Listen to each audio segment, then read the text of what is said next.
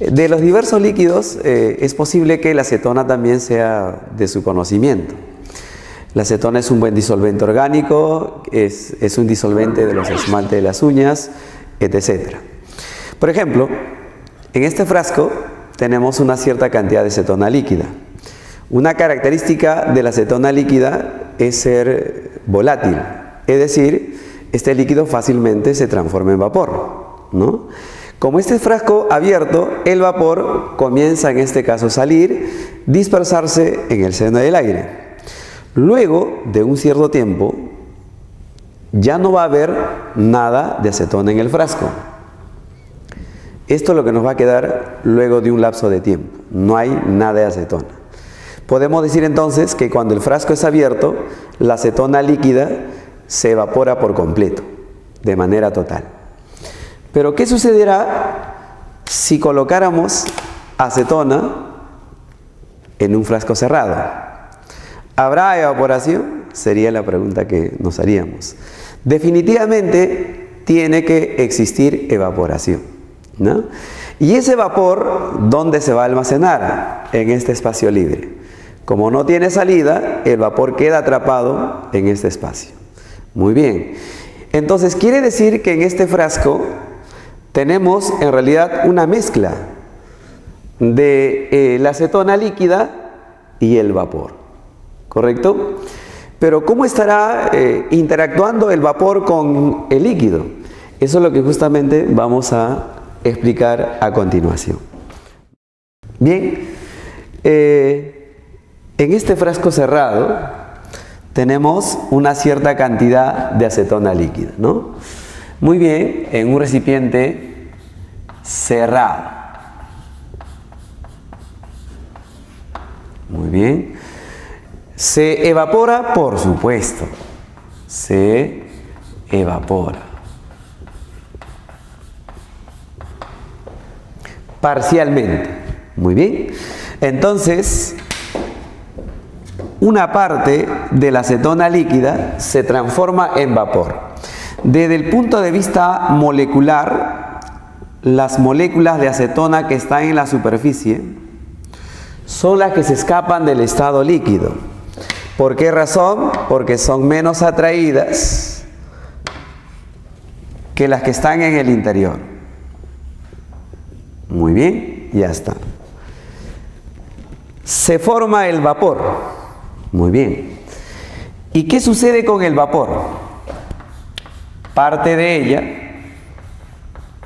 muy bien, se condensa, muy bien, se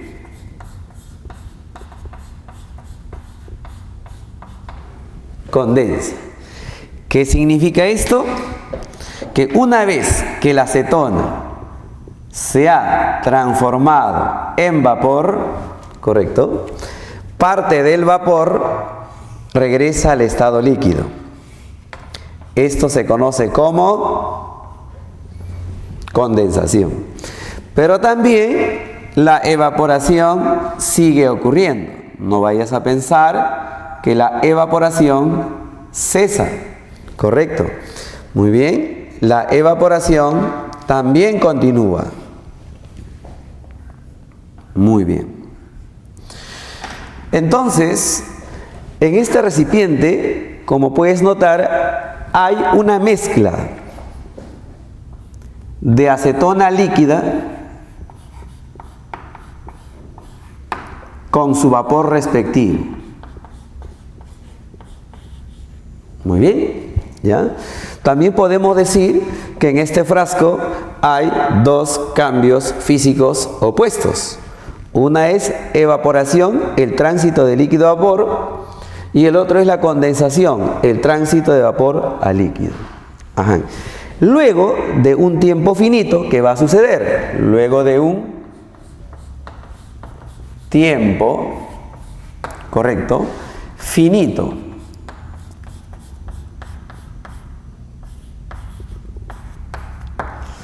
Este tiempo es variable dependiendo del líquido, ¿no? ¿Correcto? Una cosa es que está analizando la acetona, otra cosa es que analice el alcohol etílico, otra cosa es que analice el agua.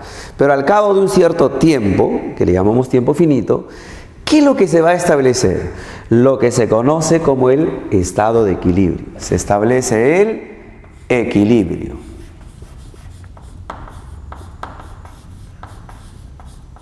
Equilibrio líquido-vapor. ¿Correcto? Equilibrio líquido-vapor. Muy bien. Así es como partimos. Se va a llamar estado inicial. Luego de un tiempo, un lapso de tiempo, se alcanza el estado de equilibrio.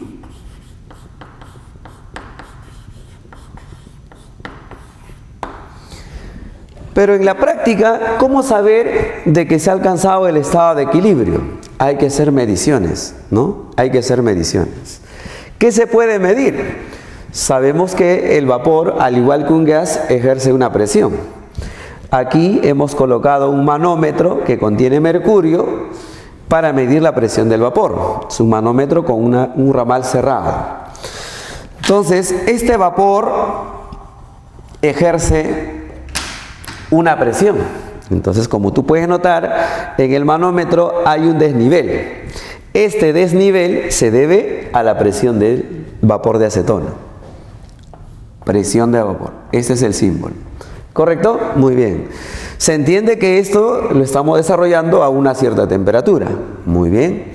En este caso la temperatura, el termómetro mide la temperatura, es 20 grados Celsius.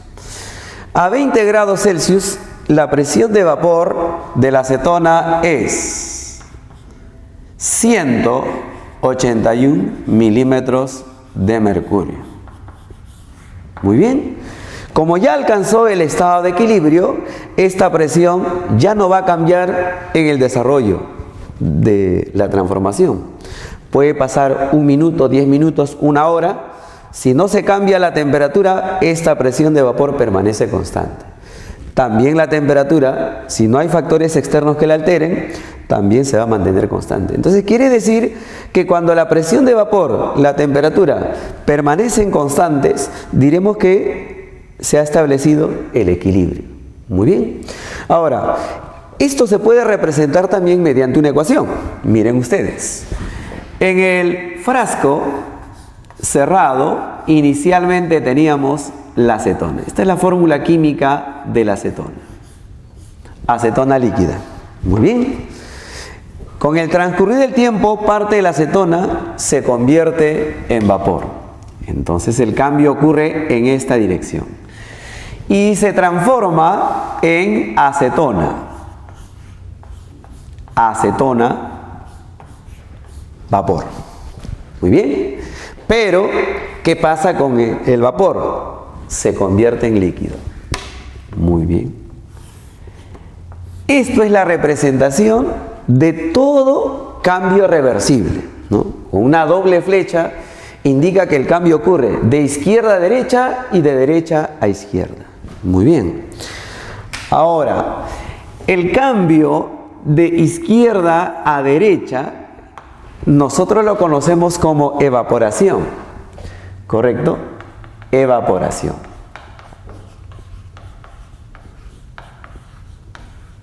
Muy bien. Y el cambio de derecha a izquierda, o sea, la transformación de vapor a líquido, nosotros lo conocemos como la condensación.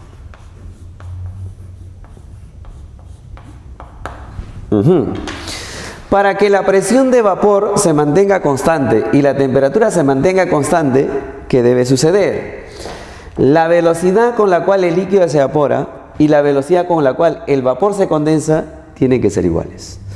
Eso es la garantía de que el sistema está en equilibrio. Entonces podemos decir que la velocidad o la rapidez, la velocidad de evaporación, ¿correcto? La velocidad de evaporación tiene que ser igual a la velocidad de condensación.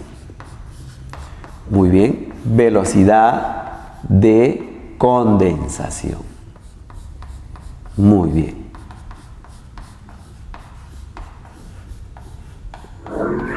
Es un punto importante en el estudio de equilibrio. ¿Ok? Bien. De modo similar, vamos a decir lo siguiente, ¿no? De modo similar. Las reacciones químicas, eso es lo que nos interesa ahora en el tema estrictamente de equilibrio químico. Las reacciones químicas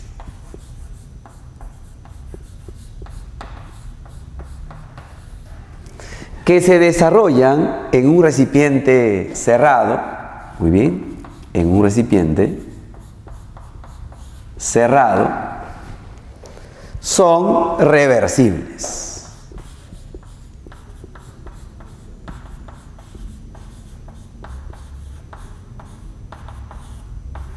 Entonces, aspectos importantes del tema de equilibrio será el estudio de las reacciones químicas reversibles. Muy bien. ¿Y qué pasa en una reacción química reversible? ¿No? Los reactivos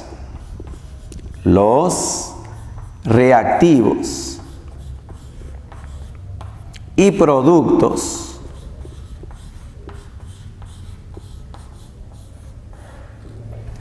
se transforman parcialmente,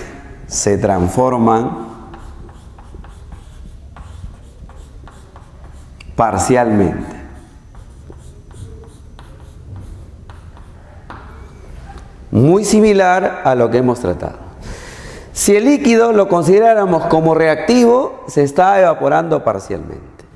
Si el vapor lo consideramos como producto, el vapor se está condensando parcialmente. Por lo tanto, hay una mezcla de los dos.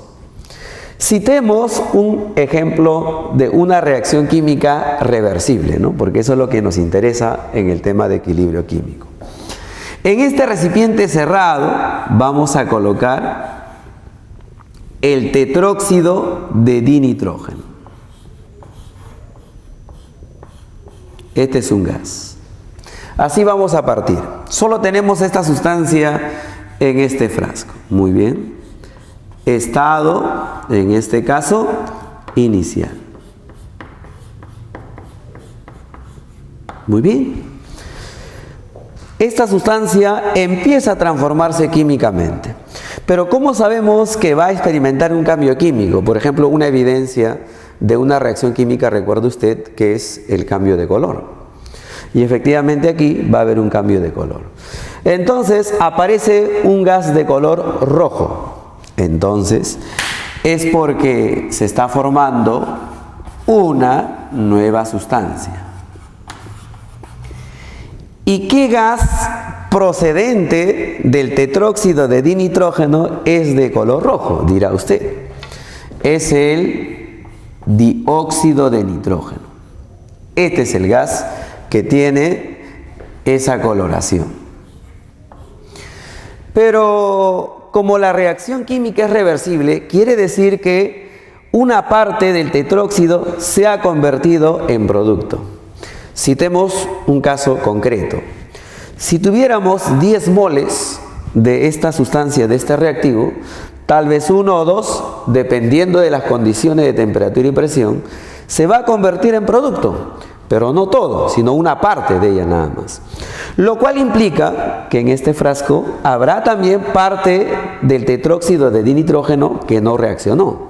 Muy bien. Entonces aquí tengo una mezcla del reactivo con el producto. ¿Qué va a suceder aquí? El reactante se transforma en producto y una vez formado el producto, regenera el reactante. Entonces, un cambio continuo. Al cabo de un tiempo finito, aquí también se establece un estado de equilibrio.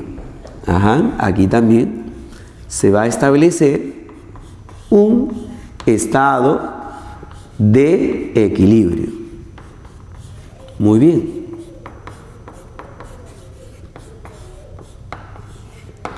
¿Y cómo se sabe que se establece el equilibrio entre el reactante y el producto? Caso similar al anterior, como es un gas, se puede medir la presión. La presión de este sistema gaseoso ya no va a cambiar en el tiempo, una vez alcanzado el equilibrio.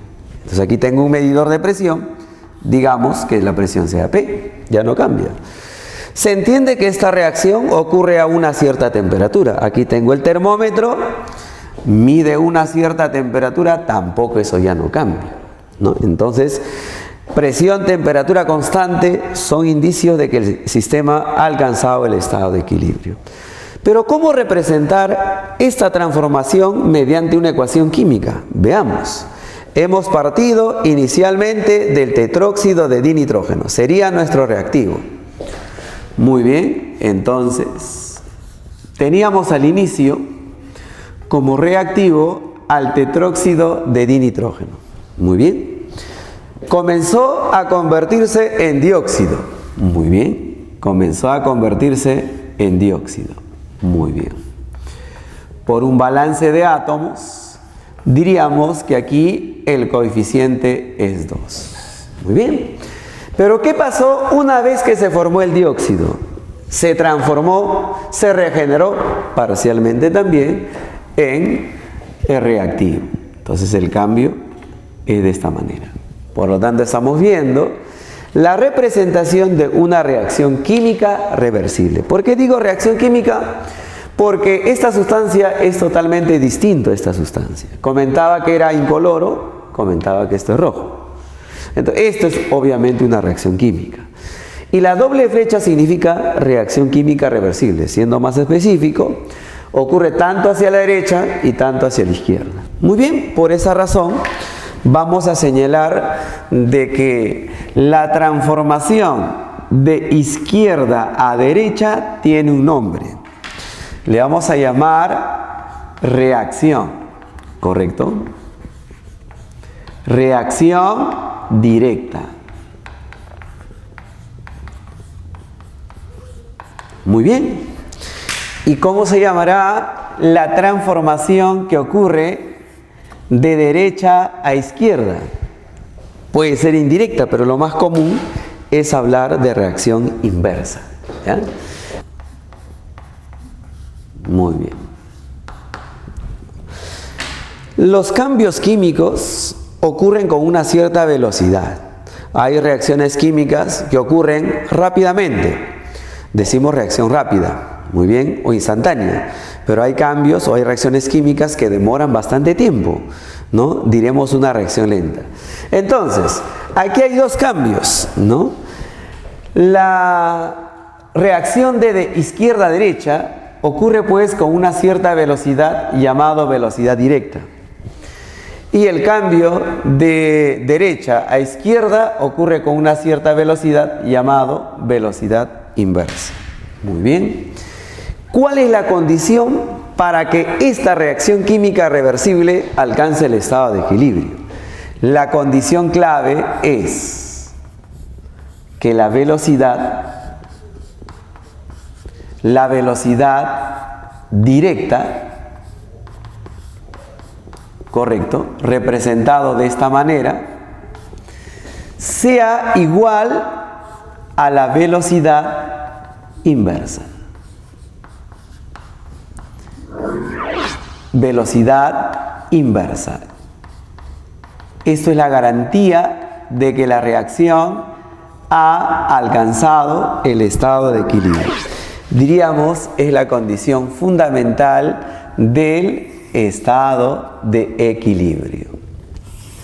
Entonces, el término equilibrio no significa quietud, ¿no? Equilibrio químico denota, como tú ves, bastante movimiento, bastante cambio, ¿no? Es un proceso entonces dinámico. Muy bien. También podemos hacer el seguimiento de esta reacción química reversible midiendo la concentración de las sustancias involucradas en la reacción versus el tiempo. Ya está. En eje de las ordenadas vamos a colocar la concentración molar. Esto es el símbolo de la concentración molar. Entre corchetes es el símbolo de la concentración. concentración molar. Muy bien. Y T, obviamente, es el símbolo del tiempo. Muy bien. Bueno, concentración versus el tiempo. En la intersección diremos pues que es el estado inicial. Fíjense ustedes que en el estado inicial solamente tenía reactivo, una concentración distinta de cero. Pero cuando empieza a reaccionar, su concentración disminuye. Muy bien. Comienza a decaer entonces su concentración. Luego de un tiempo finito, la concentración ya no cambia. O sea, la concentración permanece constante. Esto es la gráfica para el reactivo. Muy bien. ¿Y cómo será la gráfica de concentración versus tiempo para el producto, para esta sustancia? Vean que al inicio no había producto, por lo tanto su concentración es cero. Cuando empieza la reacción, empieza a incrementar su concentración. Entonces, acá diremos así, el gráfico será así. Muy bien. Y luego permanece constante. Esto será para el producto. Muy bien. Entonces, como tú ves, gráficamente se puede deducir más o menos en qué tiempo empezó el sistema a alcanzar el equilibrio. Más o menos aquí, las concentraciones de las sustancias ya se mantienen constantes. Ya está. Muy bien. Diremos entonces aquí inicio del estado de equilibrio, ¿correcto? O simplemente vamos a decir inicio del equilibrio. Inicio del equilibrio. Muy bien. Entonces, a partir de este tiempo, también llamado tiempo de inicio de equilibrio, la concentración del producto y la concentración de reactivo ya no varían en el tiempo. ¿No? Ya no varía en el tiempo. Lo cual no implica que no haya cambios. Sí hay cambios, ¿ya? El producto constantemente en reactivo y el reactivo constantemente en producto, ¿no? Pero con la misma velocidad. Por esa razón que estas concentraciones se mantienen constantes en el tiempo, ¿no? Muy bien. Entonces vea usted de que una reacción química reversible no alcanza el equilibrio instantáneamente. Pasa un lapso de tiempo, al cual llamamos tiempo finito, ¿verdad? Pasa un lapso de tiempo para alcanzar el equilibrio. Y a partir de ese tiempo ya se mantiene constante, a menos que haya un factor externo que perturbe. Pero si no hay factores externos, esto se va a mantener constante. Entonces vamos a comentar algo de este gráfico. Vamos a empezar para esta sustancia, que es nuestro reactivo. Entonces vamos a decir, la concentración. Muy bien, la concentración del reactivo. Muy bien, del reactivo. ¿Cuál es el reactivo? El tetróxido de nitrógeno, ¿no? Disminuye.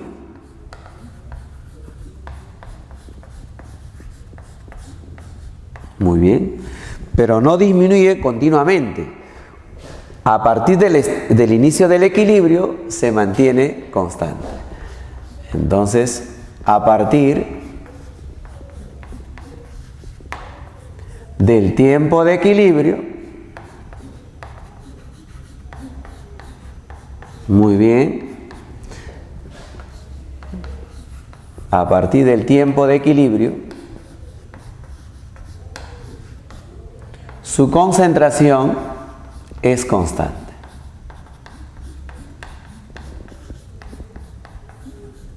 Muy bien, su concentración es constante.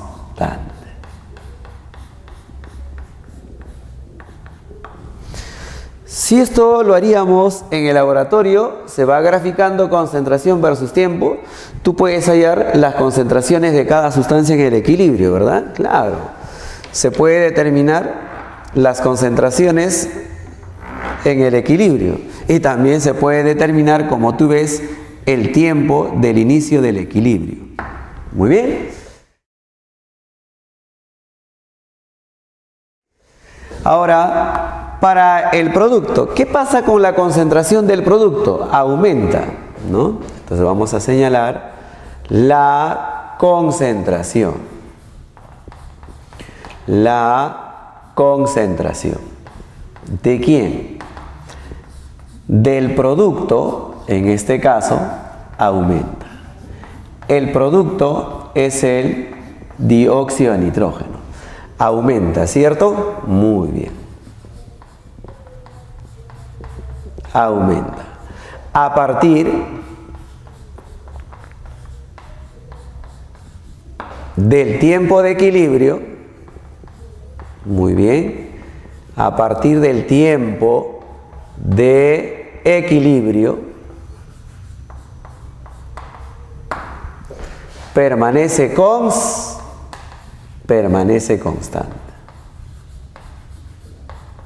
Muy bien. Permanece constante. Bien. Dicho esto, ya estamos en condiciones de ver cuáles son las características del estado de equilibrio. Eso es lo que a continuación vamos a señalar, ¿ya? Características del equilibrio químico. Veamos por acá. Características del equilibrio químico. ¿Cómo saber que el sistema o la reacción química está en equilibrio, ¿no? Del equilibrio, en este caso, químico. Muy bien. Entonces, señalaremos. Primer punto, ¿no? Ya está. Se da en las reacciones químicas reversibles, ¿ya? Es el estado, diremos por aquí, es el estado que alcanzan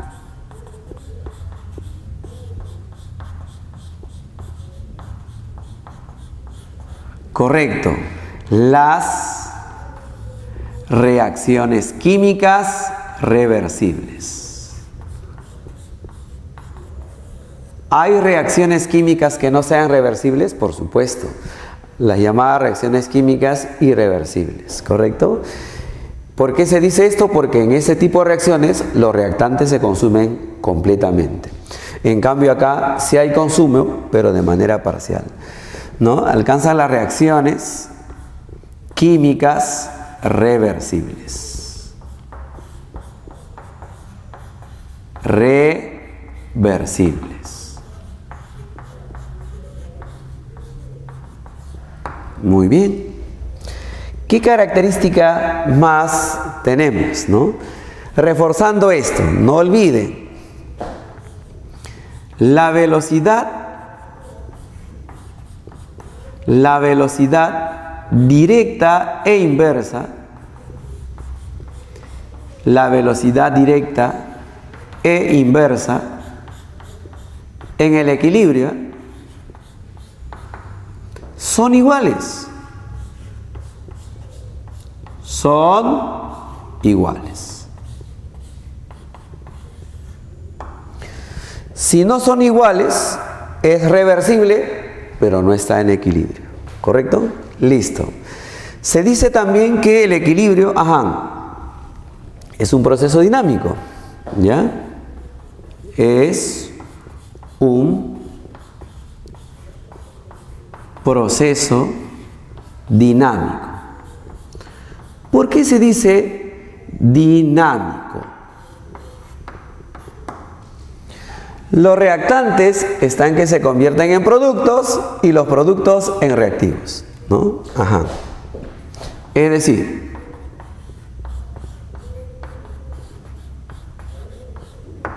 los cambios químicos no cesan. En un equilibrio los cambios químicos no cesan, ¿ok? Es decir, Los reactantes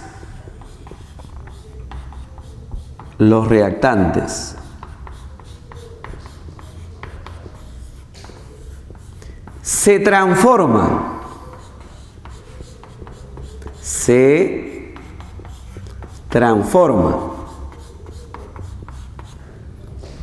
continuamente en productos. Continuamente en productos y viceversa. O sea, y los productos en reactivos. ¿Correcto? Muy bien. Listo. Otra característica. En una reacción química reversible en el estado de equilibrio, la reacción directa e inversa ocurren espontáneamente. ¿Ya? Bien. Vamos a decir, la concentración. La concentración de las sustancias.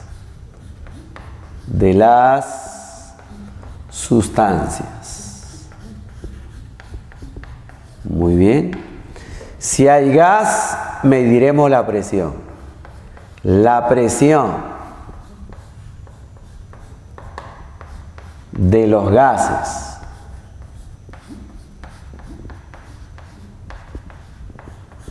Y la temperatura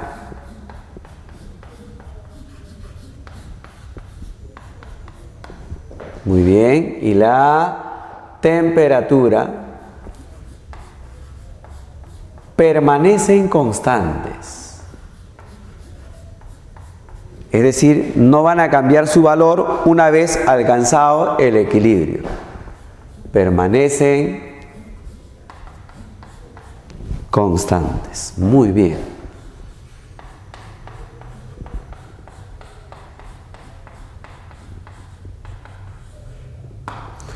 Por eso que muchos autores dicen, a nivel macroscópico, el equilibrio es estático, ¿no?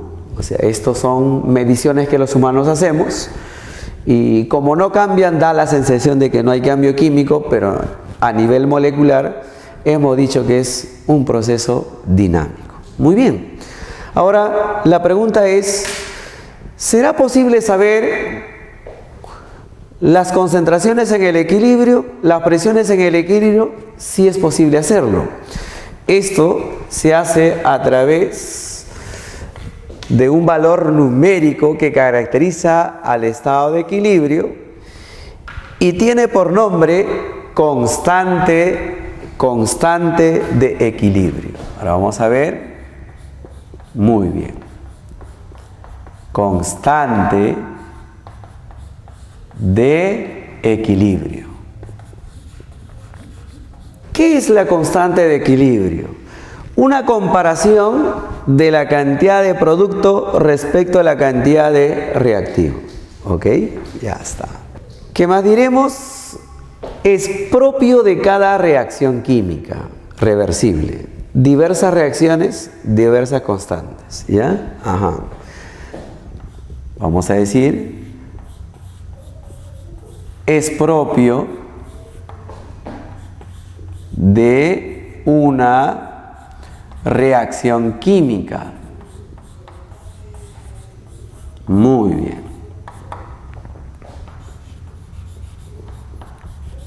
Ajá. Ya está. Su valor solo depende de la temperatura. Muy bien. Ajá. Su valor depende de la temperatura a la cual se está llevando a cabo la reacción. Su valor depende de la temperatura. Muy bien. Listo. También podemos decir que no depende de la concentración ni de la presión. Entonces, su valor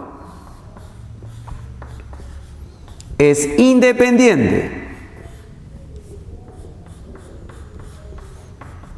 Independiente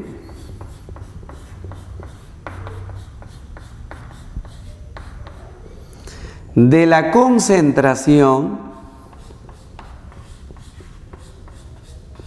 Muy bien.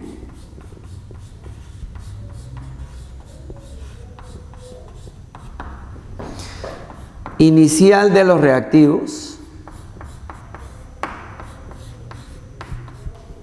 Muy bien. De los reactivos. Y de la presión a la cual se lleva a cabo la reacción.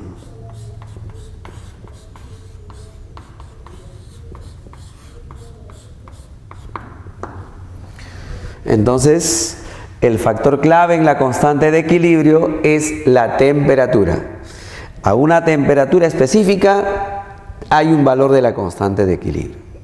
Si cambiamos la temperatura, cambia la constante de equilibrio.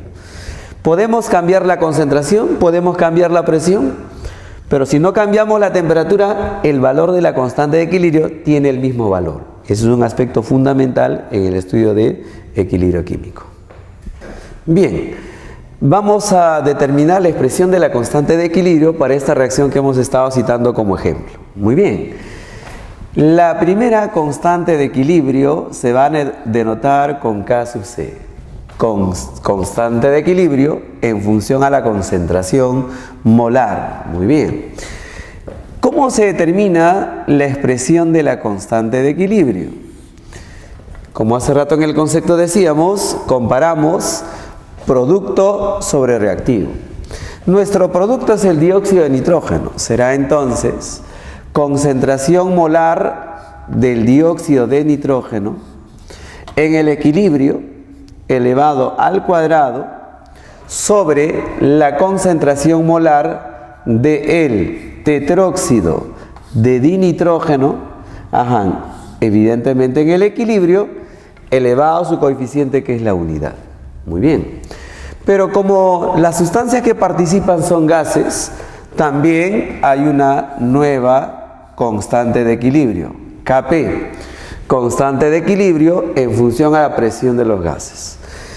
De modo similar, diremos, será la presión del dióxido de nitrógeno, que es el producto, elevado a su coeficiente estequiométrico, muy bien, o sea, al cuadrado, sobre la presión del tetróxido de dinitrógeno en el equilibrio elevado a su coeficiente estequiométrico que es la unidad. Entonces, he aquí la expresión de las dos constantes de equilibrio para esta reacción.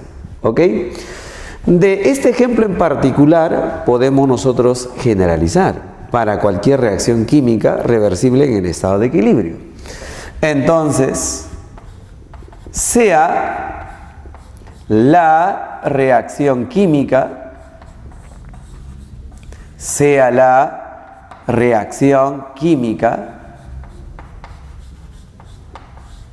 en equilibrio.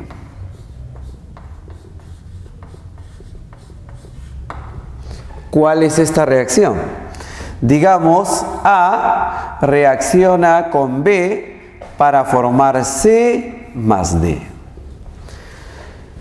Coeficiente de la sustancia A, coeficiente de la sustancia B, de la sustancia C y de la sustancia D. La ecuación química reversible está balanceada. Recuerden, por sus conocimientos de reacción química, las sustancias que están al lado izquierdo reciben el nombre de reactivos. Reciben el nombre de reactivos. Y las sustancias que están al lado derecho reciben el nombre de productos. Muy bien. Y toda constante de equilibrio siempre compara producto sobre reactivos. ¿Correcto? Muy bien. La primera constante de equilibrio será en función a la concentración molar. Muy bien. ¿Y cómo haremos la expresión? Hemos dicho concentración molar de C en el equilibrio elevado a su coeficiente estequiométrico multiplicado por la concentración molar de D elevado a su coeficiente estequiométrico. Muy bien. Ya no hay más productos como se está anotando. Sobre la concentración molar de A elevado a su coeficiente multiplicado por la concentración molar de B elevado a su coeficiente. Recordar que esto es constante de equilibrio en función a la concentración molar. Muy bien. Constante de equilibrio, constante de equilibrio en función a la concentración molar, en función a la concentración molar, molaridad, quiero decir. Muy bien. Pero si las sustancias fuesen gases, tenemos una nueva constante de equilibrio en función a la presión. Muy bien. Siempre es producto sobre reactivo. Presión del gas C elevado a su coeficiente multiplicado por la presión del gas D elevado a su coeficiente. Muy bien. Sobre la presión del gas A elevado a su coeficiente multiplicado por la presión del gas B elevado a su coeficiente. Se entiende que las presiones ahí de las sustancias son en el estado de equilibrio. Entonces también aquí resaltamos que Kp es una constante de equilibrio, ¿correcto? Entonces vamos a mencionar constante de equilibrio, constante de equilibrio en función a la presión de los gases, en función a la presión de los gases. Así es, tiene que ser gas para hablar de Kp. Si no hay gas, no podemos hablar de esta constante de equilibrio Kp, en función a la presión de los gases. Muy bien. Ya está. Hay una relación entre Kc y Kp. En otras palabras, se puede convertir el valor de Kc en Kp o viceversa. Entonces vamos a ver aquí relación. Muy bien. Relación entre Kp y Kc. Muy bien, listo. Esto es la relación entre estas constantes. Kp es igual a Kc multiplicado R por T, todo esto a la variación de moles. Muy bien, vamos a resaltar esta expresión matemática que permite convertir una constante a otra constante. Muy bien, listo. ¿Qué es R? Es la constante universal de los gases. En esta expresión toma este valor. 0,082 atmósferas por litro, muy bien, mol Kelvin. Ese es el valor de la constante R que hay que reemplazar en la ecuación. ¿Qué es T? Es la temperatura a la cual la reacción química se está desarrollando. Pero esta temperatura tiene que estar en Kelvin. O sea, temperatura absoluta. Digamos que la reacción ocurra a 27 grados Celsius. Lo que debo reemplazar debe ser en Kelvin. Hay que sumarle 273. 27 más 273, 300. 300 Kelvin. Eso es la idea, ¿no? Temperatura absoluta. Tiene que estar aquí en Kelvin. Delta es variación. Variación N es el número de moles, pero tiene que ser solamente para los gases. Variación de moles del gas. ¿Y cómo se calcula esta variación? Recuerde que los coeficientes indican moles, ¿ya? Moles. Si esto es 3, 3 moles. Si esto es 2, 2 moles. ¿Cómo se calcula esta variación? Hay que sumar los coeficientes de los productos, pero que sea gas nada más. Y le restas la suma de coeficientes de los reactantes, o sea, A más B, solamente gas. Si una de las sustancias no fuese gas, por ejemplo, no tienes que tomar en cuenta su coeficiente. Los únicos que son considerados ahí son los gases. ¿Habrá la posibilidad de que Kp y Kc sean iguales? Sí. Entonces, veamos por aquí. Cuando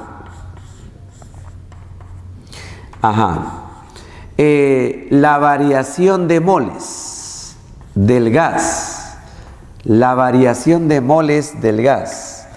tiene que ser 0. Y para que sea 0, esto es lo que debe cumplirse, ¿no? Si esto vale 0, si aquí la suma es 5, aquí también debe ser 5 para que la diferencia sea 0. Si aquí es 8, aquí también debe ser 8. Para garantizar que la diferencia sea 0. Y si esto vale 0, todo número distinto de 0 elevado a la 0 es la unidad. Todo esto sería 1. Lo cual implica, en este caso, correcto, que Kp es igual a Kc. Entonces, si en las preguntas te dicen ¿en qué reacciones químicas Kp es igual a Kc? Lo que tienes que encontrar es que la diferencia sea 0. Entonces, en ese caso, se cumple esta igualdad. Muy bien. Entonces, esta es una relación a tener en cuenta. Bien, vamos a afianzar esta relación entre Kp y Kc mediante el siguiente ejemplo, que dice así. Calcule la constante de equilibrio Kp para la siguiente reacción a 500 Kelvin. Si Kc es igual a 2 por 10 a la menos 3. ¿Cuál es la ecuación química? Esto es, ¿no? Que me dice que el trióxido de azufre se transforma en dióxido y oxígeno gaseoso. Muy bien. Entonces, empezamos planteando lo siguiente. Sabemos que Kp es igual a Kc multiplicado, constante universal, la temperatura por la variación de moles. Muy bien. Le vamos a llamar ecuación beta. Muy bien. Por lo pronto ya tienes el valor de Kc. ¿Qué te estaría faltando? R. Pero recuerda que R es una constante universal de los gases ideales y toma este valor 0,082 atmósfera litro mol Kelvin. La temperatura también de la reacción lo conocemos. La temperatura es, en este caso, 500 Kelvin. 500 Kelvin. Lo que sí vamos a determinar es la variación del número de moles. Variación de moles. Como todos son gases, se consideran los coeficientes de todas las sustancias que están en la reacción. Pero recuerda que es producto menos reactivo. Ya está. ¿Cuál es el coeficiente de este producto? 2. Muy bien. ¿Cuál es el coeficiente de este producto gaseoso? 1. Coeficiente 1. Ya no hay más gas que sea producto. Ahora consideramos a los reactantes. Muy bien. ¿Cuál es el coeficiente de este reactante? 2. Muy bien. Definitivamente, aquí sale 3 menos 2. Bueno, la variación es igual a 1. Entonces, hay que reemplazar los valores en esta ecuación. Muy bien, ahora sí, en beta, reemplazando los valores en beta. Tendremos el valor de Kp. Kc por dato es 2 por 10 a la menos 3, ¿verdad? Multiplicado por ¿qué? Ajá, R vale 0,082. Multiplicado por 500. ¿Correcto? Y todo esto elevado a la 1. Muy bien. Ahora, valor de Kp. Seguimos aquí. Esta es una operación nada más, ¿no? Puedo eliminar estos dos ceros y convertir a este número en 8,2. Y 5 por 8,2 sería 41. Y 41 a la 1 sería 41. Pero multiplicado por 2 sería 82 por 10 a la menos 3. Es probable que de esta manera no se representen las alternativas del ejercicio. Entonces 82 sería 8,2 por 10, ¿verdad? 8,2 por 10. Y 10 por 10 a la menos 3 sería entonces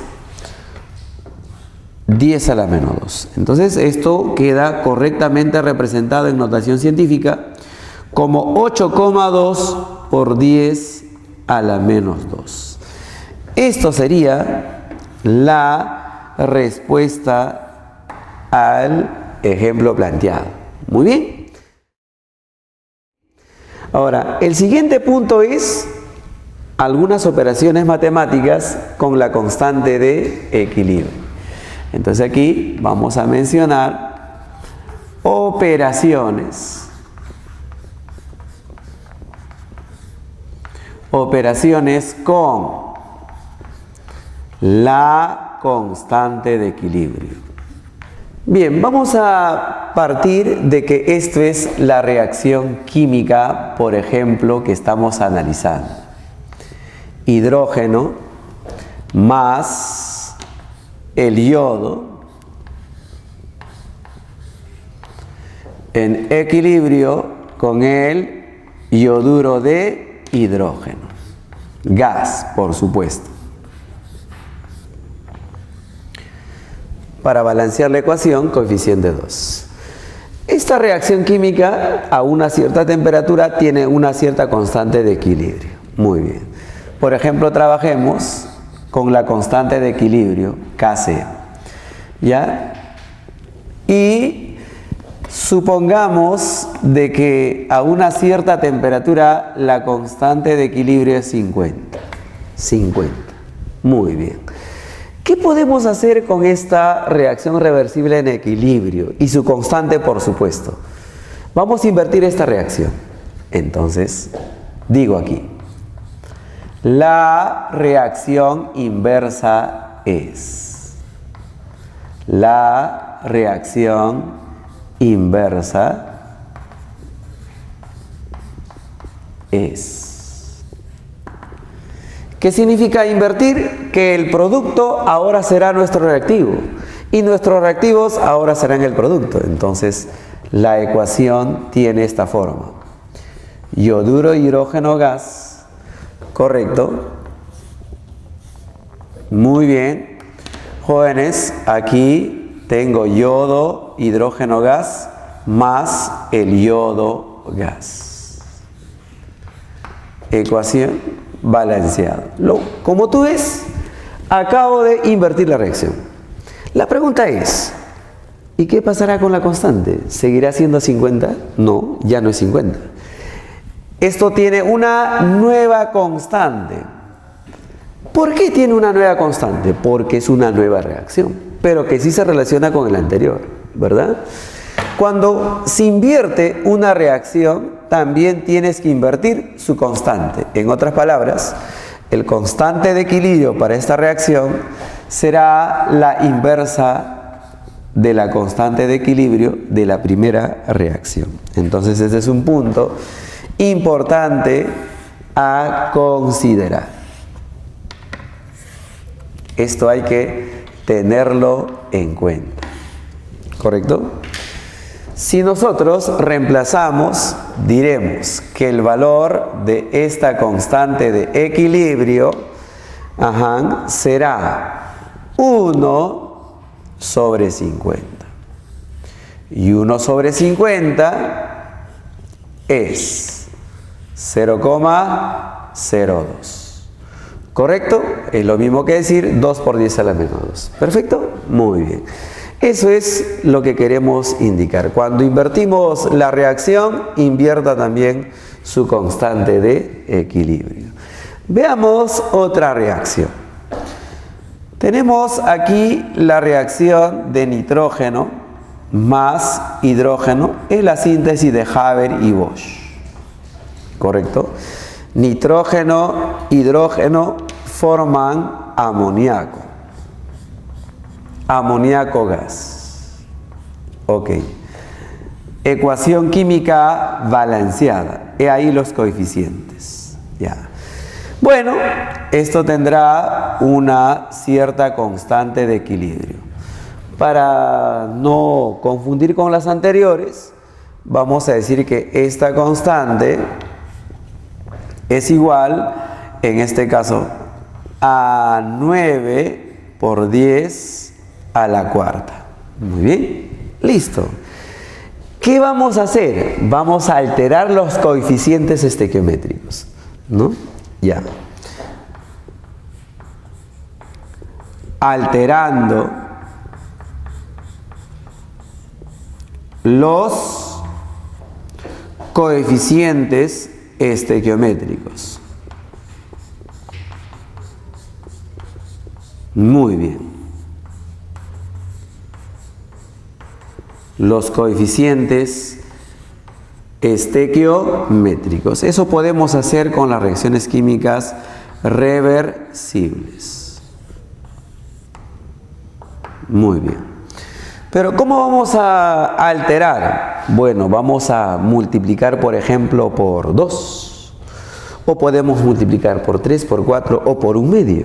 A ver, digamos, multiplicamos por 1/2. Ya está. Si multiplicamos por 1/2, 1 por 1/2 será así.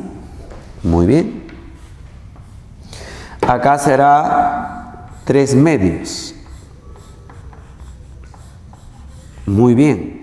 1/2 por 2, 1, ¿verdad? Entonces aquí tenemos esta relación. Ya está. ¿Es la misma reacción? No, no es la misma reacción. ¿Y por qué no es la misma reacción? Si el amoníaco es el producto, el detalle está que aquí el coeficiente es 2, aquí el coeficiente es 1. No puede ser la misma reacción.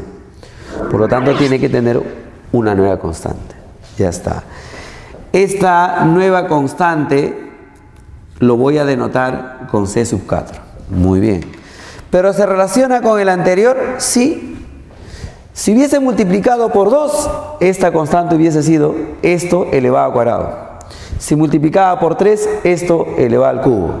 Pero como lo he multiplicado por 1/2, será la constante de equilibrio de la primera reacción elevado a la 1/2. ¿Por qué? Porque multipliqué por 1/2, ¿verdad? Listo, muy bien.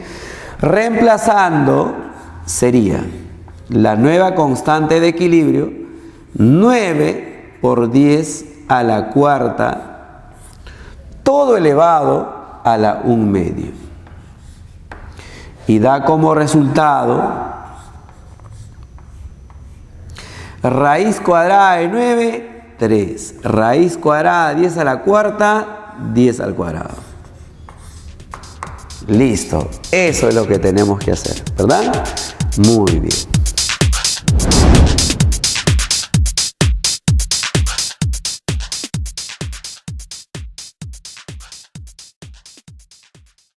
Veamos ahora tipos de equilibrio. Vea usted esta reacción química. El monóxido de carbono gas reaccionando con el oxígeno gas. Muy bien. Producto de esta reacción, el dióxido de carbono gas. Muy bien. La ecuación química balanceada sería 2, coeficiente 1, coeficiente 2. Ya está. Estábamos notando que todas las sustancias tienen el mismo estado físico. Gas, gas, gas. Y bueno, toda mezcla de gases siempre es homogénea.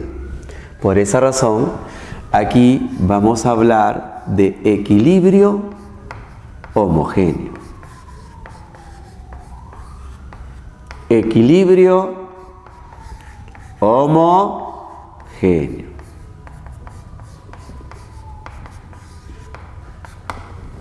Muy bien. Entonces, para que sea equilibrio homogéneo, las sustancias que participan tienen que estar en el mismo estado físico.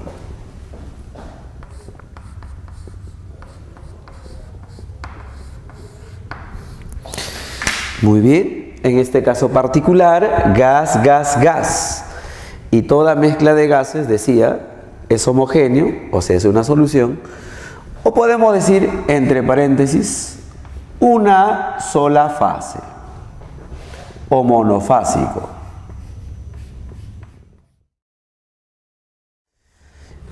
¿Para qué es importante saber si el equilibrio es homogéneo o no? Influye bastante en la expresión de la constante de equilibrio. Por ejemplo, si deseo la expresión de la constante de equilibrio Kc, van todas las sustancias. Muy bien. Será la concentración molar del CO2 elevado al cuadrado sobre la concentración molar del monóxido de carbono elevado al cuadrado multiplicado por la concentración del oxígeno. ¿Listo? Y como todos son gases, definitivamente podemos hablar de la constante de equilibrio Kp. Muy bien, será la presión del dióxido de carbono en el estado de equilibrio elevado a su coeficiente estequiométrico, que es 2, sobre la presión del monóxido de carbono en el equilibrio al cuadrado multiplicado por la presión del oxígeno elevado a su coeficiente, que es la unidad. Muy bien. Pero un equilibrio homogéneo no siempre va a ser en fase gaseosa. También puede ser en fase líquida. Vean ustedes por acá. El ácido acético está en el vinagre y sabemos que es un líquido.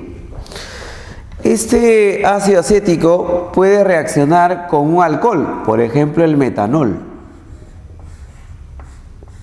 Y el metanol es un líquido. Producto de esta reacción se forma un éster. Esto se llama ácido acético, esto se llama metanol. Y el éster se llamará acetato de metilo. Entonces se forma este éster. Acetato de metilo. Y más el agua en estado líquido. Pero este acetato y el agua reaccionan y forman, en este caso, el ácido y el alcohol. Vamos a darle el nombre. Muy bien. Decíamos que este ácido es el acético. Ácido acético. Esto es el metanol o alcohol metílico. Metanol. Esto es el acetato. ¿Por qué se llama acetato? Porque deriva del ácido acético. Acetato de metilo. ¿Por qué de metilo? Porque también deriva del metanol. Acetato de metilo. Esto, por supuesto, es el agua. Líquido, líquido, líquido, líquido. Resulta que estas sustancias tienen afinidad entre sí.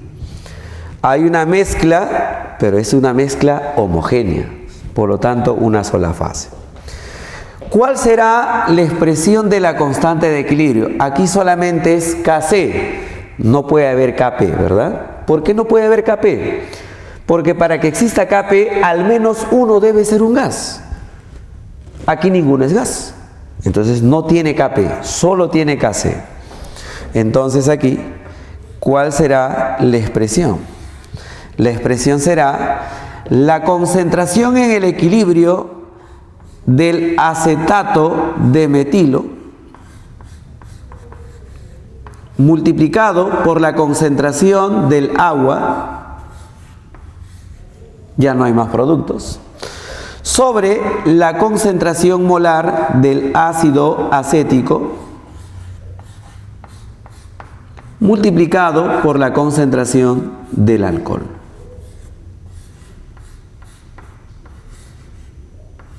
Perfecto. Listo. Pero ¿qué pasaría si una de las sustancias tiene un estado físico diferente a los demás? Ya no podría ser homogéneo. Entonces, se trataría de un equilibrio heterogéneo, ¿correcto?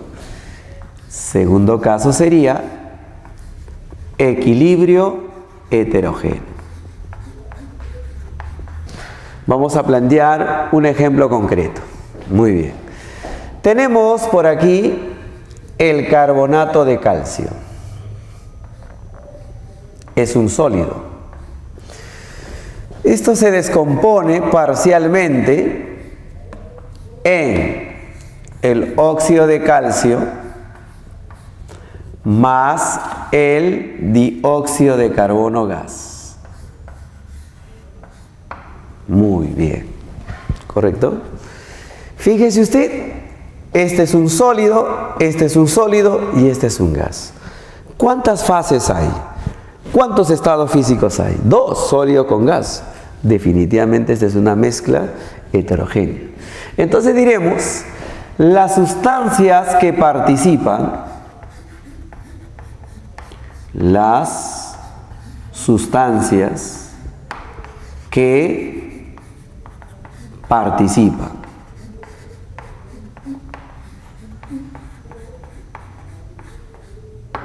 Muy bien. Tienen diferentes estados físicos. Tienen diferentes estados físicos. Muy bien. Diferentes estados físicos. O también podemos decir 2 o más fases. Mientras acá era una sola fase, monofásicos, entonces vamos a decir aquí 2 o más fases. Ya. ¿Qué importancia tendría que tú conozcas que el equilibrio es heterogéneo? La expresión de la constante de equilibrio depende muchísimo si es homogéneo o heterogéneo. Bueno, en un equilibrio heterogéneo no consideres a los sólidos en la expresión de la constante de equilibrio. Solamente vamos a considerar al gas. ¿Cuál será, por ejemplo, la expresión de Kc? Simplemente será, del producto solamente al CO2, pues, ¿no? Simplemente será la concentración en el equilibrio del CO2. Muy bien. El reactivo no hay ningún gas, por lo tanto, esta es la expresión de la constante de equilibrio Kc. ¿Tendrá Kp? Sí, por supuesto, porque hay un gas. Simplemente será la presión del CO2. Muy bien, ya está. Veamos otro ejemplo. Aquí tenemos el óxido cúprico. Muy bien. Reaccionando, en este caso, con el hidrógeno gas. Muy bien. Y como consecuencia de esta reacción, se forma el cobre líquido más el agua gas. Muy bien. ¿Ok? Entonces, ¿es equilibrio heterogéneo? Por supuesto, porque usted ve material sólido, gas, líquido, gas. ¿Cuántas fases tengo? 3 fases. Muy bien, equilibrio heterogéneo. ¿A quién debes excluir de las expresiones de la constante de equilibrio? A los sólidos y líquidos puros. No van en la expresión. Entonces, ¿quiénes irían? Los gases. Kc sería concentración del agua en estado gaseoso en el equilibrio elevado a su coeficiente, que es la unidad, sobre la concentración molar del hidrógeno. ¿Habría Kp? Por supuesto. La constante de equilibrio Kp, sí, porque hay gases, ¿verdad? Muy bien. Sería la presión del agua en el estado de equilibrio sobre la presión del gas hidrógeno. Pero estoy seguro que usted se está preguntando, ¿por qué se excluye a los sólidos y líquidos? ¿Por qué razón? ¿Por qué razón? Ya. Una forma de medir la concentración de sólidos y líquidos es la densidad. Es la densidad. ¿Ya? Y la densidad de un sólido, de un líquido, no depende de la cantidad del sólido o del líquido. ¿Me explico mejor? Si aquí tengo 10 gramos, 100 gramos, 1 kilo de carbonato de calcio, su densidad es lo mismo. Igual pasa con él. Si tuviera 10, 100, 1 kilo, su densidad es el mismo. Entonces, pero esa densidad es una propiedad intensiva entonces. Y a una temperatura constante, la densidad también es constante.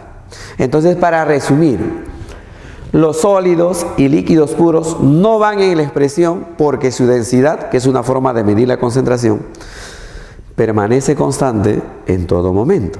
Entonces aquí vamos a decir los sólidos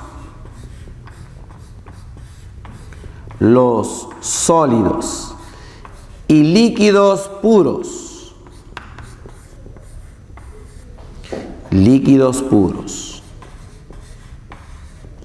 no se consideran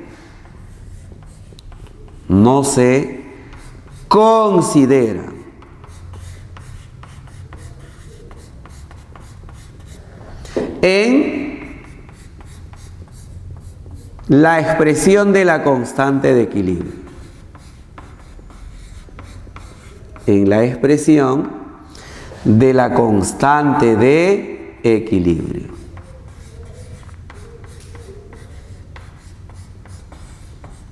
Recargando la razón, su densidad, o sea, su concentración, no varía en el desarrollo de la reacción. ¿Ok? Entonces, esas son las consideraciones que hay que tener con el equilibrio heterogéneo. Bien, como ya habíamos comentado, para que una reacción química esté en el estado de equilibrio, la velocidad directa y la velocidad inversa tienen que ser iguales. ¿Y cómo verificar esto? Bueno, hemos mencionado que la concentración de las sustancias químicas, la presión de los gases, la temperatura de la reacción deben mantenerse constante a lo largo del tiempo, ¿verdad? Pero, ¿qué pasaría una vez que la reacción química está en equilibrio? Hay agentes externos que lo perturbarían. Entonces, justamente vamos a tratar ahora qué sucede cuando una reacción química reversible en el equilibrio es perturbado por agentes externos.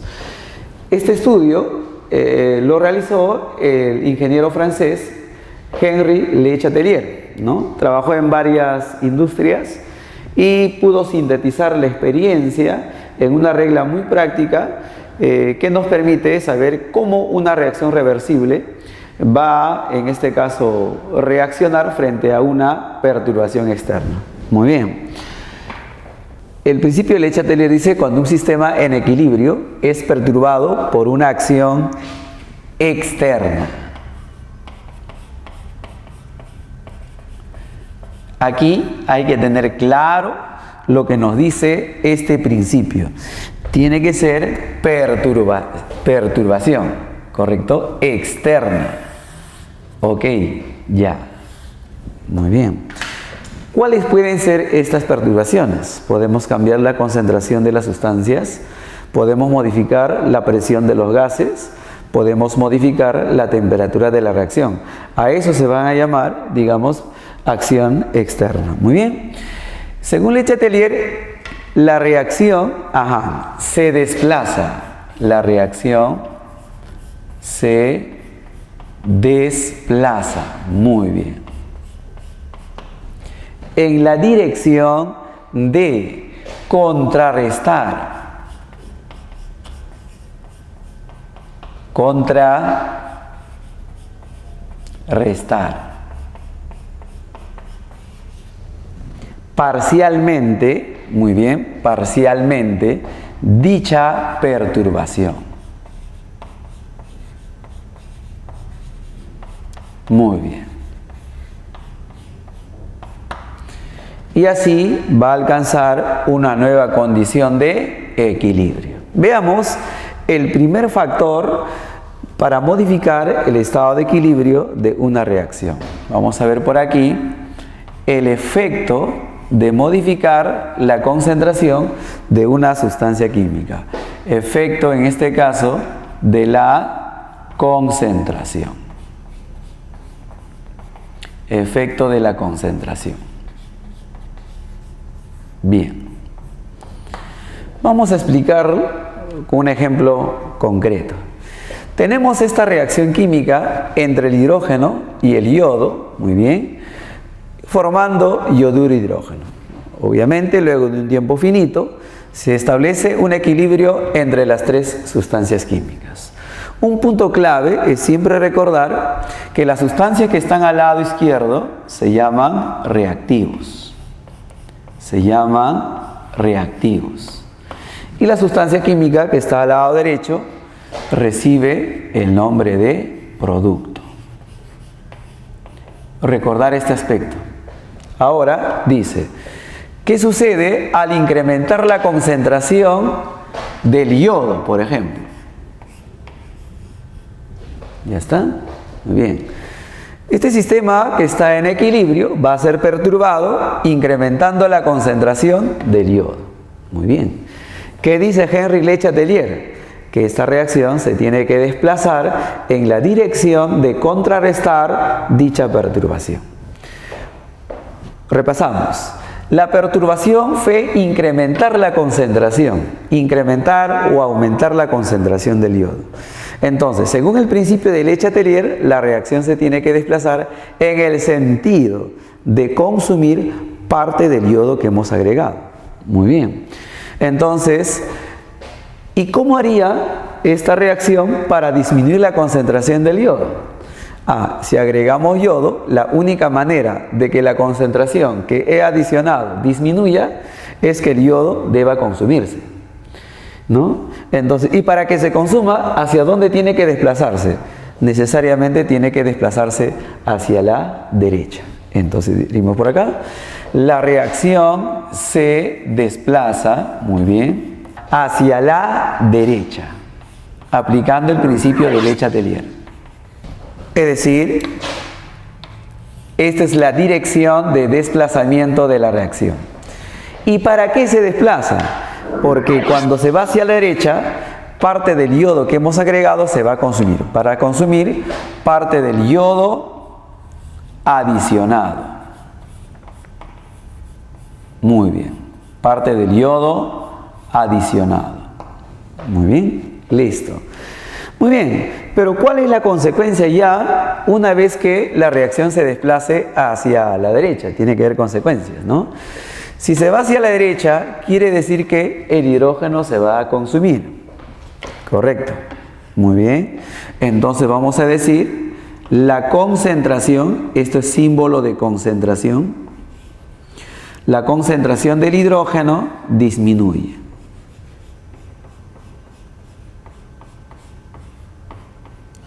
¿Qué quiere decir esto? Que en el nuevo equilibrio, la concentración del hidrógeno será menor que en el equilibrio inicial. O sea, antes de la perturbación, el hidrógeno tenía una concentración. Y le agregué yodo. ¿Qué va a pasar? Como se va hacia la derecha, la concentración del hidrógeno disminuye. Y esto quiere decir que al final, establecido una nueva condición de equilibrio, tendremos menos hidrógeno que el equilibrio inicial. Perfecto. Muy bien. Entonces, siguiente. Pero, ¿qué estará pasando con la concentración del yoduro de hidrógeno? Como se va hacia la derecha, él tiene que aumentar. Entonces vamos a mencionar aquí, aumenta. Muy bien. Aumenta la concentración del yoduro de hidrógeno. O sea, se va a formar más. Y recuerde por estequiometría que decíamos lo siguiente. Cuanto más producto se forma, el rendimiento de la reacción aumenta. Entonces, al irse a la derecha, se forma más yoduro, ¿correcto? Entonces, si se forma más yoduro, podemos decir, se forma más producto, en consecuencia, el rendimiento de la reacción aumenta. Entonces, aquí, por lo tanto, vamos a señalar por aquí, el rendimiento de la reacción aumenta. Muy bien, el rendimiento de la reacción aumenta. Rendimiento de la reacción aumenta. Entonces, si nos piden incrementar el rendimiento de una reacción, ya sabe qué hacer. Una forma sería incrementar la concentración de los reactivos. Muy bien. Entonces, si agregando yodo se desplaza hacia la derecha, ¿y qué pasa si quitamos yodo? Se vendrá hacia la izquierda, ¿correcto? Si agregamos yoduro de hidrógeno, entonces la reacción se tiene que desplazar hacia la izquierda. ¿Con qué finalidad? Para reducir parte de la concentración que hemos adicionado. Entonces, estamos encontrando aquí algo interesante, ¿ya? Hay dos formas de hacer que la reacción se desplace hacia la derecha. Agregando reactivo o quitando producto. Pero también hay dos formas de desplazar hacia la izquierda. Retirando reactivo, se viene hacia la izquierda, e incrementando producto, también se viene hacia la izquierda. Muy bien. Entonces, aquí vamos a sistematizar lo que hemos comentado. Diremos así. Entonces, al adicionar o incrementar, en este caso, un reactivo, o al extraer o retirar un producto, ¿qué diremos? La reacción, según Le Chatelier, la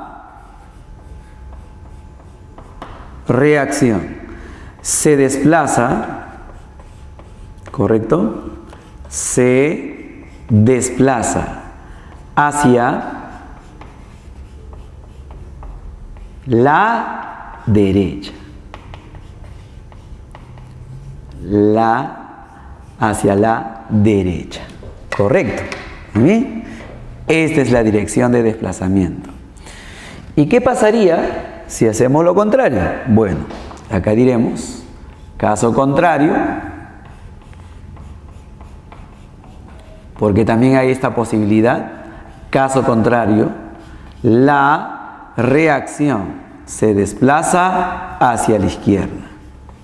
La reacción se desplaza hacia la izquierda. ¿Ok? Hacia la izquierda. Entonces ya hemos analizado el efecto de la concentración sobre el estado de equilibrio. Muy bien. Bien, como segundo ejemplo del principio de Le Chatelier, vamos a analizar este equilibrio en medio acuoso. Nosotros tenemos el ion cromato en equilibrio con el ion dicromato. ¿Qué característica tiene el ion cromato? Amarillo. ¿Qué característica tiene el ion dicromato? De ser anaranjado. Aquí tengo en este tubo de ensayo una sal que contiene ion dicromato. Esta solución acuosa es de color anaranjado y aquí tengo en un tubo de ensayo una solución que contiene unas sales de ion cromato. El ion cromato tiene color amarillo. Bien, ¿qué pasaría si nosotros, por ejemplo, agregáramos ácido clorhídrico a esta reacción química reversible en equilibrio? ¿Qué pasaría? Muy bien. Si nosotros agregamos ácido clorhídrico, este ácido lo que va a hacer es incrementar la concentración del ion hidrógeno. Y como consecuencia de incrementar la concentración del ion hidrógeno, Le Chatelier nos dice que la reacción se tiene que desplazar en la dirección de reducir o consumir la concentración del hidrógeno. Por lo tanto, si agregamos ion hidrógeno, la reacción se desplazará hacia el lado derecho. ¿Y cómo saber que se está desplazando hacia el lado derecho? Vamos a observar un cambio de color. ¿Qué color? De amarillo pasará a ser anaranjado. Es decir, si a esta solución que contiene ion cromato le agregamos gotas de ácido clorhídrico o otro ácido, ¿qué va a ocurrir? Poco por poco va a ir cambiando y se va a volver anaranjado. Este cambio de color me dice efectivamente que la reacción se está desplazando hacia la derecha. Correcto, ¿ya? Este cambio de color. Caso inverso. ¿Cómo podríamos reducir la concentración del ion hidrógeno? Agregando un hidróxido. Puede ser agregando hidróxido de sodio o hidróxido de potasio en solución. Entonces, ¿qué pasa si agrego? Los hidróxidos lo que van a hacer es reducir la concentración del ion hidrógeno. Lo va a reducir. Y Le Chatelier dice que si reducimos la concentración del ion hidrógeno, la reacción se tiene que desplazar hacia el lado izquierdo. Y esto en la práctica, ¿cómo se verifica? Si se viene hacia el lado izquierdo, la solución se torna amarillo, como consecuencia del incremento de la concentración del ion cromato. Entonces aquí, si a este tubo de ensayo que contiene dicromato, que es color anaranjado, le agregamos una solución de hidróxido de sodio o hidróxido de potasio, ¿correcto? Algunas gotas, lo que vamos a notar que paulatinamente va a ir transformándose a amarillo. Entonces, esto significa que la reacción se desplaza hacia el lado izquierdo. Entonces, el principio de Henri Le Chatelier no solamente se puede aplicar, ¿no?, a reacciones en fase gaseosa, también se puede aplicar a reacciones en medio acuoso. Lo interesante de este sistema es que podemos notar el desplazamiento de la reacción por el cambio de color que experimentan, ¿no?, ya que el ion dicromato y el ion cromato tienen coloraciones que impresionan a nuestros sentidos. Entonces es un punto muy importante a resaltar. Ahora vamos a ver el efecto de modificar la presión sobre una reacción química reversible. Bien, aquí tenemos una reacción química muy conocida. Es la síntesis de Haber y Bosch. Es decir, la producción del amoníaco a partir del nitrógeno e hidrógeno. Muy bien. Ahora, ¿qué es lo que debemos hacer para comprender cómo altera el equilibrio el cambio de presión?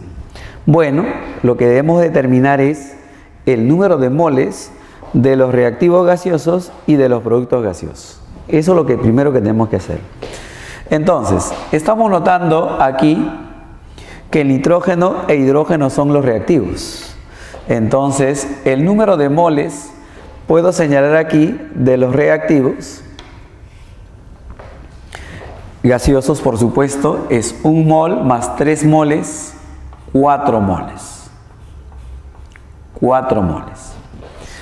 El número de moles de los productos, en este caso, el producto es el amoníaco nada más, es 2 moles. Entonces estamos notando que el número de moles de los reactivos y productos son iguales. Por lo tanto, la presión necesariamente lo va a afectar. O es decir, el cambio de presión va a alterar el estado de equilibrio. Entonces vamos a hacernos esta consulta. ¿Qué sucede al aumentar la presión de la reacción? ¿Qué sucede si aumentamos la presión de la reacción? Muy bien, ya está.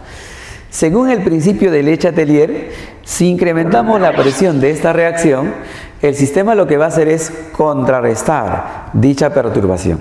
¿Pero qué significa contrarrestar? La reacción lo que va a hacer es buscar reducir el incremento de la presión. ¿Y hacia dónde tiene que desplazarse para reducir la presión? Entonces tenemos que recordar un poquito el tema de gases. En gases hemos aprendido que cuanto más moles de gas tenga, la presión es mayor. Caso contrario, la presión es menor. Entonces, retomando aquí, si aumentamos la presión, Le Chatelier dice que la reacción busca reducir esa presión. Y para que eso ocurra, se tiene que desplazar en la dirección donde hay menor número de moles. Comparando, aquí tengo 4 moles y aquí tengo 2 moles. ¿Dónde tenemos menor número de moles? En los productos. Por lo tanto, al incrementar la presión, la reacción se va a desplazar hacia la derecha. ¿Por qué? Porque cuando se desplaza hacia la derecha, de 4 moles se forman 2 moles. Menos moléculas de gas, menos presión. Entonces, vamos a decir, la reacción, en este caso, se desplaza. La reacción se desplaza hacia la derecha. Se desplaza hacia la derecha. ¿Ok? En esta dirección, hacia la derecha. ¿Y cuál es la razón? Ya que hay menor número de moles. Menor número de moles. Obviamente de gases. Y por lo tanto, disminuye la presión. De esta manera se contrarresta el incremento de la presión. Entonces, como regla general podemos decir lo siguiente: cuando incrementamos la presión de una reacción, esto se desplazará en la dirección donde hay menor número de moles del gas. Pero también recuerden ustedes que si aumentamos la presión, el volumen disminuye. Entonces, si nos dicen a nosotros qué sucede a reducir el volumen de la reacción, entonces tenemos que relacionarlo con la presión. Si el volumen se está reduciendo, es porque la presión se está incrementando. Entonces aquí vamos a sistematizar de este modo.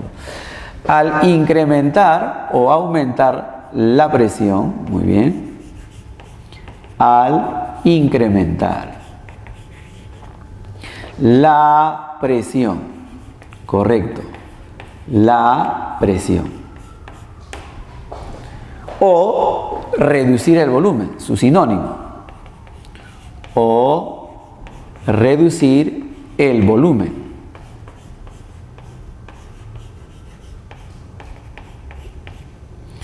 La reacción se desplaza donde hay menor número de moles de gases. Caso contrario, se desplazará donde hay mayor número de moles del gas. Entonces, esto quiere decir, para esta reacción que hemos explicado, se irá hacia la derecha al aumentar la presión. Correcto.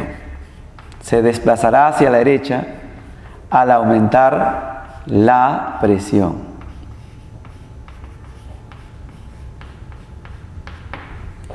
¿Y qué pasa si tú reduces la presión? Le Chatelier dice que el sistema busca incrementar la presión. Se tiene que desplazar donde hay más moles. ¿Y dónde tengo más moles? Al lado izquierdo. Entonces, esto ocurrirá, el desplazamiento ocurrirá hacia la izquierda, en este caso, al reducir, ¿correcto?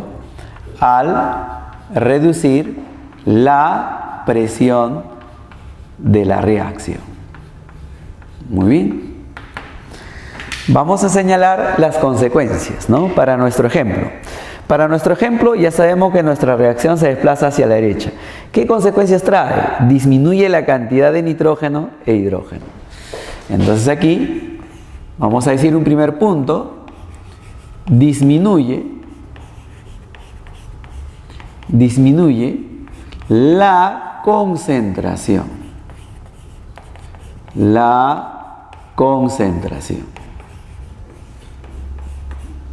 ¿De quién? Bueno, del nitrógeno e hidrógeno. Muy bien. ¿Qué más va a ocurrir? Como se va hacia la derecha, aumenta la cantidad de amoníaco formado. La cantidad de amoníaco. Observe que el amoníaco es el producto de la reacción. Entonces, si aumenta amoníaco, entonces podemos decir aumenta el rendimiento de la reacción. Aumenta el rendimiento de la reacción.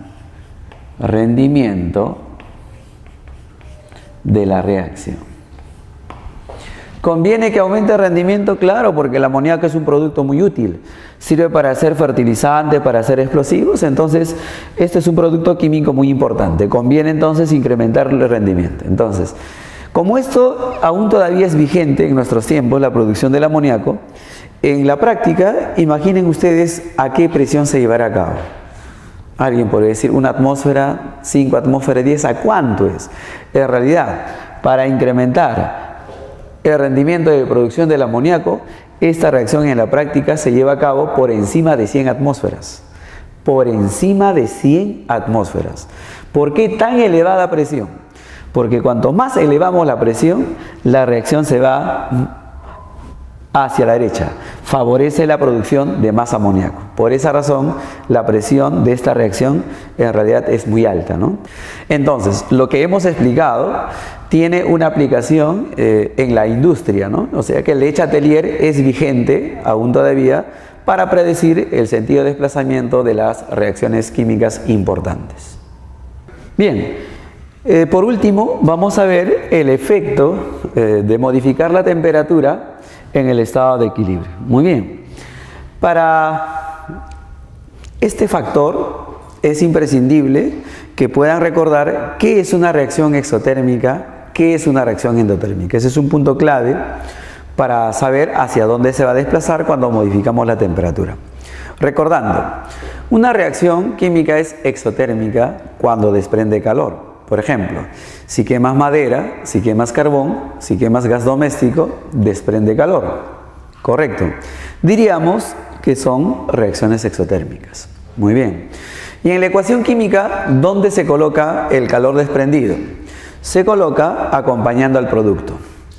Si la reacción fuese endotérmica, por ejemplo, como las reacciones de descomposición, para descomponer carbonatos, para descomponer cloratos, estas sustancias deben absorber calor. Entonces, en una reacción endotérmica, ¿dónde se debe colocar el calor?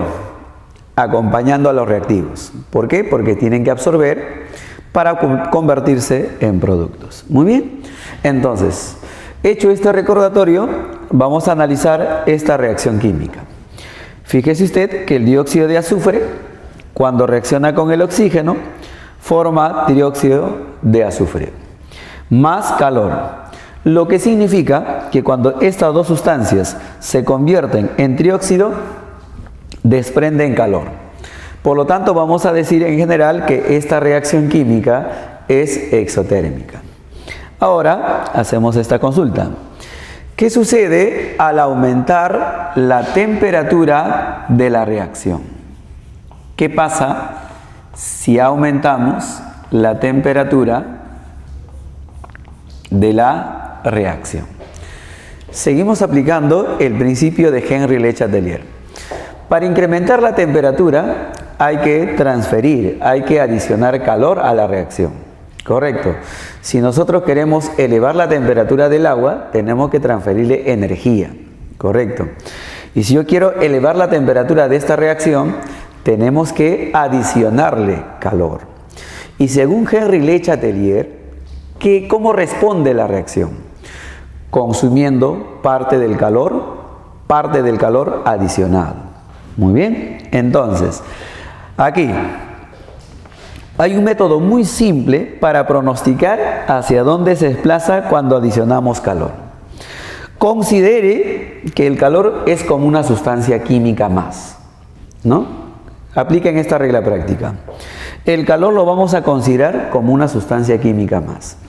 Recapitulando lo que hemos hecho por el efecto de la concentración. Si agregas dióxido de azufre u oxígeno, forma trióxido, o sea, se va hacia la derecha. Y si agregas trióxido, se viene hacia la izquierda. Entonces, si agregas calor, ¿hacia dónde tiene que desplazarse la reacción? Hacia el lado izquierdo. ¿Y por qué cuando agrego calor se viene hacia el lado izquierdo? Porque según Lechatelier, el sistema tiene que consumir parte del calor adicionado. Y la única manera que parte del calor que hemos agregado se consuma es desplazándose hacia la izquierda. Muy bien. Entonces, aquí podemos generalizar también de otro modo. Recuerde que en una reacción química reversible hay dos reacciones simultáneas. Una reacción que va hacia la derecha y la otra reacción que va hacia la izquierda. ¿Ok? Ya. Si tú observas la reacción de izquierda a derecha, estarías indicando que libera calor. Por lo tanto, vamos a decir, esta reacción hacia la derecha es exotérmica. La reacción es exotérmica. Y si observamos la reacción de derecha a izquierda, entonces sería endotérmica. Muy bien. Es decir, para que el trióxido de azufre se convierta en oxígeno y dióxido, tiene que absorber calor. Por eso digo, reacción endotérmica. Entonces, al aumentar la temperatura hemos adicionado calor y ya hemos pronosticado que según Lechatelier la reacción se debe desplazar hacia el lado izquierdo. Pero hacia el lado izquierdo, ¿qué tipo de reacción es? Endotérmica. Por lo tanto, de modo general decimos lo siguiente. Siempre que aumente la temperatura o adiciones calor, la reacción se va a desplazar en el sentido endotérmico. Caso contrario, es decir, si extraes calor, la reacción se va a desplazar en el sentido exotérmico. Es así de simple. Entonces, se irá así incrementando la temperatura. Irá hacia la derecha, reduciendo la temperatura. Muy bien. Entonces, la reacción se desplaza hacia la izquierda. ¿Correcto?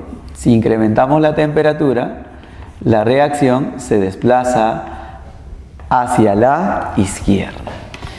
Y hacia la izquierda hemos dicho que es el sentido endotérmico. ¿Ya? Endotérmico. Muy bien. ¿Para qué se va hacia la izquierda? Según Lechatelier, para consumir parte del calor adicionado. Parte del calor adicionado. Entonces, ustedes se pueden dar cuenta que es importante saber, comprender lo que nos dice Henri Lechatelier. Pues ahí está la clave para ver hacia dónde se va a desplazar. Consecuencias. Siempre es bueno señalar las consecuencias, ¿correcto? Si al aumentar la temperatura se va hacia el lado izquierdo, puedo decir que la concentración del dióxido y del oxígeno aumenta. Entonces, vamos a decir, aumenta la cantidad, en este caso, aumenta la cantidad de oxígeno y dióxido de azufre. Y si están aumentando es porque alguien disminuye el trióxido, disminuye, en este caso, disminuye la cantidad de trióxido, ¿correcto? La cantidad de trióxido de azufre, ¿correcto? Y si es que disminuye la cantidad de producto, el rendimiento disminuye. Entonces aquí entre paréntesis podemos colocar el rendimiento de la reacción disminuye, ¿correcto? El rendimiento disminuye. Muy bien. Pero hay un punto más. Recuerde que cuando analizamos el significado de la constante de equilibrio, decíamos que solo altera su valor al modificar la temperatura. Entonces, aquí hemos modificado la temperatura, alteró el equilibrio, pero también va a alterar el valor de la constante de equilibrio. Entonces, si nos preguntaran, ¿qué sucede con el valor de la constante de equilibrio luego de haber incrementado la temperatura de la reacción? ¿Qué hacer? Bueno, lo que he colocado aquí nos va a ayudar. Recuerde que la constante de equilibrio, por ejemplo, en función a la concentración molar, tiene esta expresión, ¿ya? Siempre es producto sobre reactivo. Muy bien. Será la concentración del trióxido, correcto, elevado al cuadrado sobre la concentración del dióxido de azufre, elevado al cuadrado, multiplicado por la concentración del oxígeno. Se calcula de esta manera, ¿verdad? Pero cuando hemos incrementado la temperatura, hemos indicado que la reacción se viene hacia la izquierda. Entonces, al venir hacia la izquierda, ¿qué está pasando con la concentración del trióxido? Disminuye. ¿Qué pasa con la concentración de los dos? Aumenta. Entonces, matemática elemental diría así: si el numerador disminuye y el denominador incrementa su valor, entonces la razón disminuye. ¿Y esa razón qué es? La constante de equilibrio. Entonces vamos a decir disminuye. Entonces aquí también podemos decir la constante de equilibrio disminuye.